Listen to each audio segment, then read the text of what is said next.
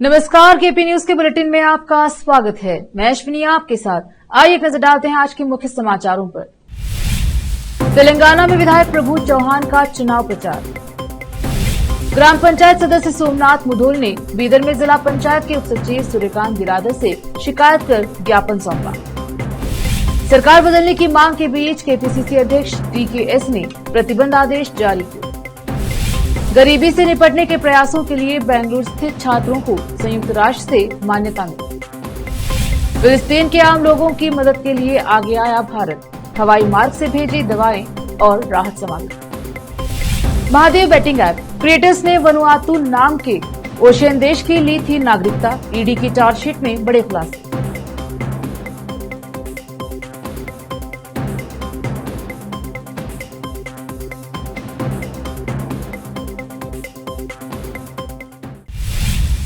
देखते हैं समाचार विस्तार से।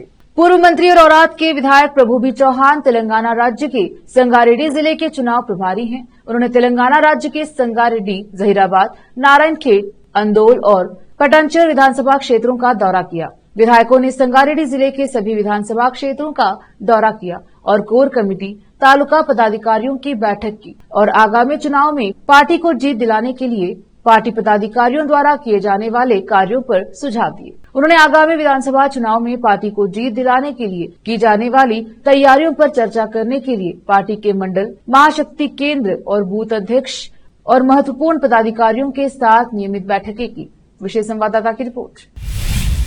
ग्राम पंचायत सदस्य सोमनाथ मुधोल ने मांग की है कि कमलनगर तालुके के मुधोल बी गांव में घरों में नल का पानी पहुंचने के लिए जल जीवन मिशन खराब गुणवत्ता के साथ किया गया है और इसकी तत्काल जांच की जानी चाहिए। शहर में उन्होंने जिला पंचायत उप सचिव सूर्यकांत बिरादर से मुलाकात कर शिकायत दर्ज कराई।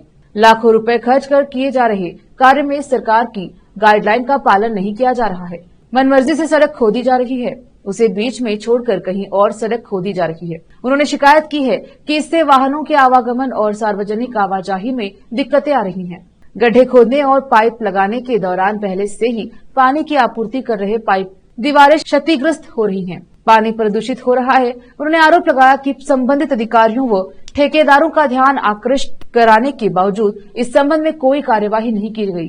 कार्य की जांच होनी चाहिए। ठेकेदार के खिलाफ कार्यवाही की जाए। उन्हें बिल का भुगतान नहीं करना चाहिए। उन्होंने कहा कि अगर एक सप्ताह के अंदर कार्यवाही नहीं की तो उन्हें कानूनी दायरे में संघर्ष करना पड़ेगा।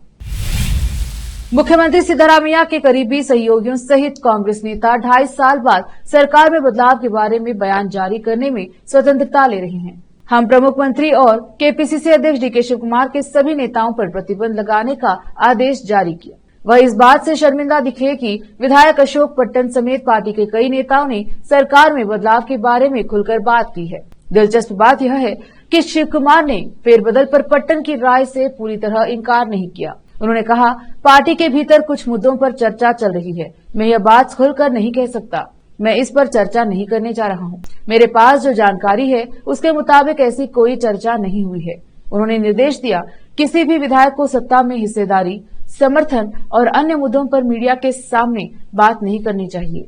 PWD मंत्री सतीश जारकीहोली के इस बयान पर कि शिव कुमार अकेले पार्टी को सत्ता में नहीं लाए, उन्होंने स्वीकार करते हुए कहा, पार्टी कार्यकर्ता हम आप राज्य के लोग कांग्रेस को सत्ता में लाए हैं। मैं आजकल इसके बाद कभी नहीं कहूंगा कि DK शिव कुमार अकेले ही इसे सत्ता में लाए। उन्होंने कहा, पार्टी और सरकार के जो भी आंतरिक मुद्दे हों, विधायक CM और मुझसे चर्चा कर सकते हैं, लेकिन उन्हें मीडिया के सामने नहीं बोलना चाहिए। सूत्रों ने कहा कि विधायकों के इस बयान सिद्धरामैया समर्थकों की सरकार में शिव कुमार के लिए वैकल्पिक शक्ति केंद्र बनने की योजना का हिस्सा है। वे केवल सिद्धरामैया को पूरे 5 साल तक मुख्यमंत्री बनाए रखने के लिए जमीन तैयार कर रहे हैं, चाहे 2024 के लोकसभा चुनाव के नतीजे कुछ भी हो। संयुक्त राष्ट्र UN ने 17 अक्टूबर को अंतर्राष्ट्रीय गरीबी उन्मूलन दिवस पर भारत में आंतरिक प्रवासियों के बीच गरीबी से निपटने के लिए बेंगलुरु स्थित छात्रों के प्रयासों को मान्यता दी है। क्रिस्टू जयंती कॉलेज संयुक्त राष्ट्र एकेडमिक प्रभाव का एक सदस्य संस्थान है। उन्होंने भारत में समुदाय से संबंधित मुद्दों की बेहतर समझ पैदा करने के लिए इस शैक्षणिक वर्ष में एक सामान्य विकल्प के रूप में वयस्क साक्षरता और प्रवासी श्रम की शुरुआत की। सहायक प्रोफेसर डॉक्टर जुबी थॉमस के नेतृत्व में छात्रों ने आंतरिक प्रवासियों के बीच रोजगार स्थिरता, भावनात्मक कल्याण, वित्तीय साक्षरता, मादक द्रव्यों के सेवन, डिजिटल सुरक्षा जागरूकता, भोजन और पोषण का विश्लेषण किया। यह शोध आंतरिक प्रवासी समुदायों को प्रभावित करने वाले मुद्दों की जमीनी स्तर की समझ प्रदान करता है, जिसमें सर्वांगीण समर्थन की आवश्यकता पर जोर दिया गया है। उन्होंने बताया, इन छात्रों के प्रयास सकारात्मक बदलाव लाने के लिए उच्च शिक्षा संस्थानों की क्षमता का प्रमाण है। राज्य सरकार ने अपने 4 परिवहन निगमों में 6,500 ड्राइविंग और 300 तकनीकी कर्मचारियों की भर्ती को मंजूरी दे दी। पिछले 8 वर्षों में कोई भर्ती नहीं होने के कारण कर्नाटक राज्य सड़क परिवहन निगम, KSRTC, बेंगलुरु महानगर परिवहन निगम, BMTC, उत्तर पश्चिमी कर्नाटक सड़क परिवहन निगम, NWKRTC में रिक्तियों की संख्या 13,669 हो गई है। कल्याण कर्नाटक सड़क परिवहन निगम, KKRTC, इस अवधि के दौरान कई कर्मचारी सेवानिवृत्त हो गए और कई ने नौकरी छोड़ दी। हालांकि निगमों ने सरकार से अपील की थी कि उन्हें 13,000 ड्राइविंग और तकनीकी कर्मचारियों की भर्ती करने की अनुमति दी जाए, लेकिन पहले चरण में केवल 6,800 कर्मचारियों की भर्ती की मंजूरी दी गई है। KKRTC को 1,619 ड्राइवरों और 300 कंडक्टरों की भर्ती की अनुमति दी गई है।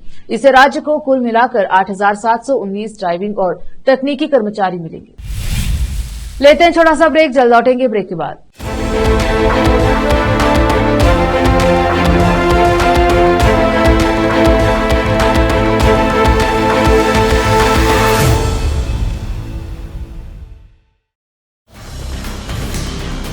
हिंदुस्तान के हर कोने में हम हैं मौजूद। 24 घंटे हालात पर गहरी नजर, खबरों से जुड़े चुपते सवालात, और आपको दिखाता है धार्मिक, सामाजिक, राजनीतिक, लोकल और इंटरनेशनल न्यूज की सबसे बेहतर कवरेज, जो आपको रखती है हर पल बाखबर। देश और दुनिया भर की खबर के लिए देखते रहें KP News 24/7। Noor education trust Bidar की ओर से चलाए जाने वाला Noor M.Ed and B.Ed college Bidar, recognised by NCTE Delhi and affiliated to Gulbarga University, Gulbarga. Admission are open for the academic year 2022-23. विशेषज्ञ और सक्षम शिक्षकों द्वारा शिक्षा प्राप्त करने के लिए नूर M.Ed and B.Ed कॉलेज में दाखिला लें और शांत वातावरण में शिक्षा प्राप्त करें। बीदर शहर में बेहतर शिक्षा का एकमात्र केंद्र Noor M.Ed and B.Ed college, Shahpur gate, Bidar. Phone numbers 9945283920, 8482221297। Hindustan के हर कोने में हम हैं मौजूद। 24 घंटे हालात पर गहरी नजर, खबरों से जुड़े चुपते सवालात, और आपको दिखाता है धार्मिक, सामाजिक, राजनीतिक, लोकल और इंटरनेशनल न्यूज की सबसे बेहतर कवरेज, जो आपको रखती है हर पल बाखबर। देश और दुनिया भर की खबर के लिए देखते रहें KP News 24/7।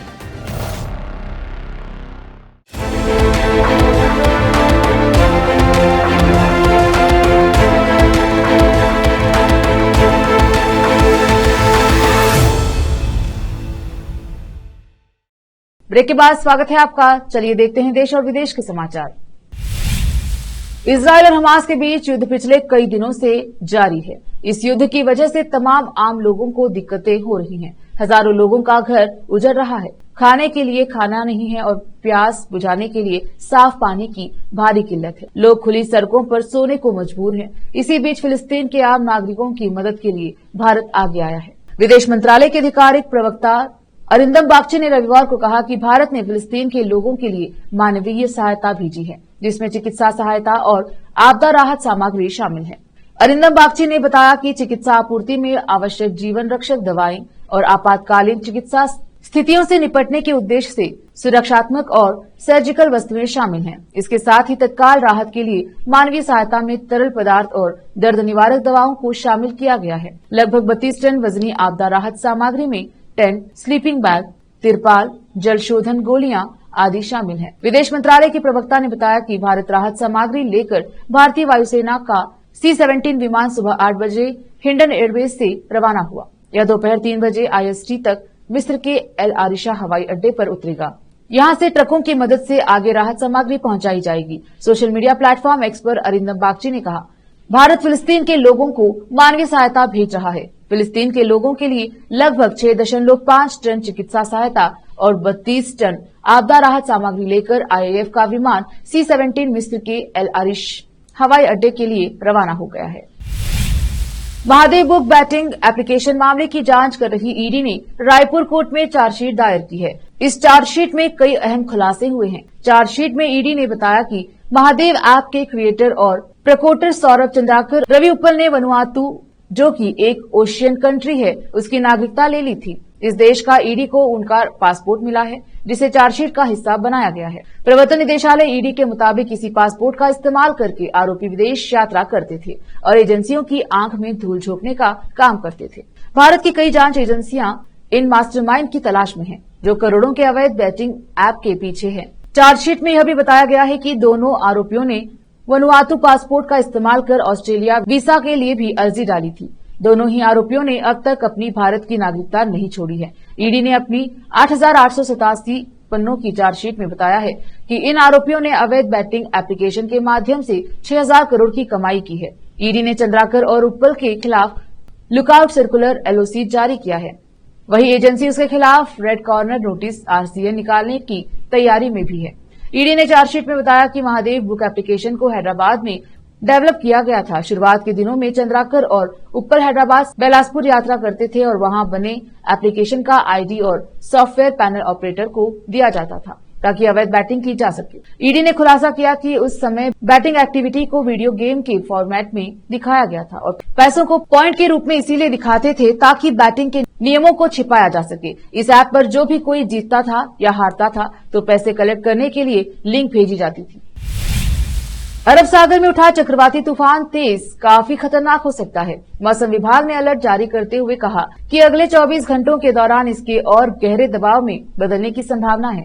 विभाग ने इसे BSCS यानी बहुत गंभीर चक्रवाती तूफान बताया है। मौसम विभाग ने पहले ही कहा था कि चक्रवाती तूफान तेज 21 अक्टूबर को 2330 IST पर दक्षिण पश्चिम अरब सागर पर सोकोट्रा यमन के लगभग 330 किलोमीटर पूर्व, सलालाह ओमान के 690 किलोमीटर दक्षिण पूर्व और अलगैदा यमन के 720 किलोमीटर पूर्व पर केंद्रित था। अब यह तूफान 22 अक्टूबर की पूर्वाह में अत्यधिक गंभीर चक्रवाती तूफान में बदल सकता है और इसकी गति और तेज होने की संभावना है। भारतीय मौसम विज्ञान विभाग IMD ने शनिवार को कहा कि भीषण चक्रवाती तूफान तेज दक्षिण पश्चिम अरब सागर के ऊपर लगातार आगे बढ़ रहा है। पिछले 6 घंटों में तूफान 18 किलोमीटर प्रति घंटे की रफ्तार से पश्चिम उत्तर पश्चिम की ओर बढ़ गया। 21 अक्टूबर को 5:30 बजे IST तक तेज सोकोत्रा यमन से लगभग 440 किलोमीटर पूर्व दक्षिण पूर्व, सलालाह ओमान से 800 किलोमीटर दक्षिण पूर्व और अलगैदाह यमन से 830 किलोमीटर दक्षिण पूर्व में स्थित था। IMD ने भविष्यवाणी की है कि चक्रवाती तूफान अपने पश्चिम उत्तर पश्चिमी की ओर जारी रहेगा और अगले 12 घंटों में बहुत गंभीर चक्रवाती तूफान में और तेज होने की उम्मीद है। इसके बाद इसकी दिशा बदलने और 24 अक्टूबर की सुबह तक उत्तर पश्चिम की ओर बढ़ने की संभावना है। अनुमान है कि तूफान 25 अक्टूबर की सुबह अलकैदा यमन और सलालाह ओमान के बीच टकराएगा। मोतिहारी सेंट्रल यूनिवर्सिटी के कार्यक्रम में अपने बयान को लेकर फिर से सुर्खियों में आए बिहार के मुख्यमंत्री नीतीश कुमार मीडिया कर्मियों पर बिफर पड़े। उनका कहना था कि कार्यक्रम में उन्होंने जो भी बयान दिया उसका गलत मतलब निकाला गया। उन्होंने बीजेपी के साथ जाने को लेकर कोई बात नहीं कही। नीतीश ने कहा, हमने ऐसी कोई बात नहीं कही कि हम बीजेपी के साथ हैं। नीतीश कुमार ने कहा कि हम इन्हीं चीजों का जिक्र करते हुए कह रहे थे कि बीजेपी इन सब चीजों को याद रखिएगा, न तो सब ताली बजाकर कह दिया कि याद रखेंगे। बस यही बात हुई। हम देखे न्यूज़पेपर में आ गया तो हमको तकलीफ तो हुई। अरे हम जो और बात बोले उसको छापना चाहिए था। हम तो सिर्फ याद दिलाते हैं कि बिहार के हित में पहले की तुलना में कितना काम हुआ। मोतिहारी सेंट्रल यूनिवर्सिटी का कार्यक्रम में नीतीश कुमार जब मंच से बोल रहे थे उस वक्त बिहार दौरे पर आई राष्ट्रपति द्रौपदी मुर्मू, राज्यपाल राजेंद्र विश्वनाथ अर्लेकर समेत बीजेपी के कई नेता मौजूद रहे। नीतीश कुमार ने अपने संबोधन के दौरान कहा था, जितने लोग हमारे हैं सब साथी हैं, छोड़िए ना भाई, हम अलग हैं आप अलग हैं। इसका कोई मतलब है। जब तक जिंदा हैं, तब तक भाजपा नेताओं से दोस्ती बनी रहेगी। इजराइल डिफेंस फोर्सेस IDF के प्रवक्ता कर्नल जोनाथन कॉर्निक्स ने कहा है कि हिजबुल्लाह बहुत खतरनाक खेल खेल रहा है। उसकी इस हरकत से लेबनान एक ऐसा युद्ध में पड़ जाएगा जिससे उसे कुछ हासिल नहीं होगा। लेफ्टिनेंट कर्नल जोनाथन कॉर्निक्स ने रविवार को एक्स पर लिखा, क्या लेबनान के आगे वास्तव में गाजा में आतंकवादियों की खातिर अपनी संप्रभुता खतरे में डालने को तैयार है। कॉन्ड्रिक्स ने कहा कि हिजबुल्लाह इजराइल और लेबनान के बीच उत्तरी सीमा के पास इजरायली ठिकानों पर हमला कर रहा है और स्थिति को घातक बना रहा है। उन्होंने कहा कि हिजबुल्लाह की गोलीबारी के चलते नागरिक और सैनिक दोनों हताहत हुए हैं। कॉन्ड्रिक्स ने कहा, IDF ने ऐसे उदाहरण देखे हैं जहां हिजबुल्लाह ने जानबूझकर संयुक्त राष्ट्र के ठिकानों के करीब गोलीबारी की है, शायद संयुक्त राष्ट्र शांति सैनिकों को नुकसान पहुंचाने के लिए। कर्नल जोनाथन कॉन्ड्रिक्स ने कहा, हिजबुल्लाह नागरिक इमारतों से मिसाइलें और रॉकेट दागता है और आमतौर पर आबादी वाले इलाके के भीतर से हमला करता है। भारत के पड़ोसी देश नेपाल में भूकंप आने का क्रम थम नहीं रहा है। राष्ट्रीय भूकंप विज्ञान केंद्र के अनुसार नेपाल में सुबह 7:24 पर 5.3 तीव्रता का भूकंप आया। इस भूकंप के झटके भारत के भी कई हिस्सों में महसूस किए गए। हालांकि अभी तक किसी तरह के जानमाल के नुकसान की खबर नहीं है। वहीं इससे पहले 16 अक्टूबर को भी नेपाल के कई हिस्सों में भूकंप के तेज झटके महसूस किए गए। इस दौरान भूकंप की तीव्रता रिक्टर पैमाने पर 4.8 मापी गई। वहीं इससे पहले 3 अक्टूबर को भी दोपहर 2:40 पर नेपाल के कई हिस्सों में भूकंप के जोरदार झटके महसूस किए गए। इस भूकंप के झटके दिल्ली NCR तक महसूस किए गए। मंगलवार के दिन आधे घंटे में 2 बार नेपाल में भूकंप के झटके आए थे। पहला भूकंप दोपहर 2:25 और दूसरा 2:51 पर आया। नेपाल में भी भूकंप के झटके इतनी तेज थे कि डर की वजह से लोग घरों और दफ्तर से बाहर निकल आए। नेपाल के राष्ट्रीय भूकंप निगरानी और अनुसंधान केंद्र के अनुसार भूकंप की तीव्रता 6.2 रही। एक नजर फिल्मों के समाचारों पर। बिग बॉस 17 में सलमान खान ने कंगना रनावत के साथ किया फ्लर्ट, बोले 10 साल बाद क्या कर रही। अब समाचार खेल जगत के। न्यूजीलैंड को दूसरा झटका, शमी ने यंग को किया आउट। आखिर में समाचार बाजार के। सोलर पैनल को लेकर सरकार ने जारी किया ये नया नियम, बदल जाएगा इसके तहत रजिस्ट्रेशन का तरीका। फिर से एक नजर आज के मुख्य समाचारों पर। तेलंगाना में विधायक प्रभु चौहान का चुनाव प्रचार। ग्राम पंचायत सदस्य सोमनाथ मुधोल ने बीदर में जिला पंचायत के उपसचिव सूर्यकांत बिरादर से शिकायत कर ज्ञापन सौंपा। सरकार बदलने की मांग के बीच KPCC अध्यक्ष DKS ने प्रतिबंध आदेश जारी किए। गरीबी से निपटने के प्रयासों के लिए बेंगलुरु स्थित छात्रों को संयुक्त राष्ट्र से मान्यता मिली। फिलिस्तीन के आम लोगों की मदद के लिए आगे आया भारत, हवाई मार्ग से भेजी दवाएं और राहत सामग्री। महादेव बैटिंग ऐप क्रिएटर्स ने वनुआतु नाम के ओशियन देश की ली थी नागरिकता। ED की चार्जशीट में बड़े खुलासे।